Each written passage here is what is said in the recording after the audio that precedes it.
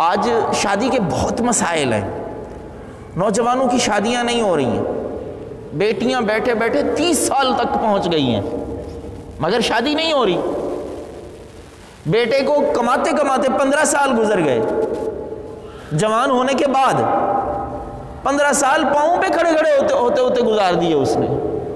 ماں باپ اس بات کا انتظار کر رہے ہیں کہ ہمارا بیٹا پاؤں پہ کھڑا ہو جائے۔ پاؤں پہ کیسے کھڑا ہوگا بھائی؟ اپنا بزنس ہو، اپنا گھر ہو، اپنا اچھی جاب ہو، اپنی گاڑی ہو، پھر جا کے اس کا رشتہ دیکھیں گے، اور تب تک وہ 35 سال کا ہو چکا ہوگا۔ حالانکہ ہے کیا چیز؟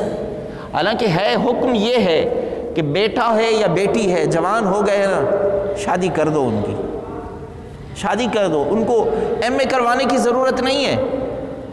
بیٹی نے جا کے کچن ہی سنبھالنا ہے، اپنی اولاد کی تربیت ہی کرنی ہے، شوہر کی خدمت ہی کرنی ہے، تو اس کی شوہر کی خدمت کے لیے، بچوں کی تربیت کے لیے قرآن کی اور علم دین کی 3 سے 4 سال کی تعلیم کافی تھی۔ لیکن ہم نے کیا کیا ہے؟ ہم نے اسے یونیورسٹی کے راستے دکھائے، ہم نے اسے کالج پڑھنے بھیجا، کو ایجوکیشن میں بھیج دیا، لڑکی اور لڑکا ساتھ بیٹھ کے تعلیم حاصل کر رہے ہیں، یہ ظلم کیا ہم نے اس پر۔ نوجوان لڑکے پر بھی یہ ظلم، نوجوان لڑکی پر بھی یہ ظلم، پورے معاشرے پر ظلم۔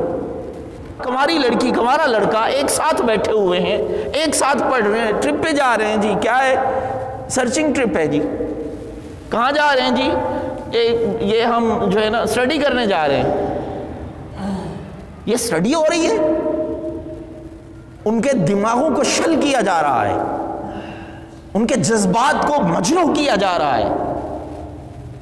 جوان ہوئے تھے، ان کو شادی کرنی تھی۔ میں آپ کو ایک بنیادی پوائنٹ بتاؤں، بنیادی چیز، انسان کی جو ضروریات ہے نا، انسان کی، جیسے پانی انسان کے جسم کی ضرورت ہے، روٹی انسان کے جسم کی ضرورت ہے، شادی اسی طرح انسان کی بنیادی ضرورت ہے، وہ چاہے لڑکا ہو یا لڑکی ہو، بیٹی ہو یا بیٹا ہو، شادی اس کی بنیادی ضرورت ہے۔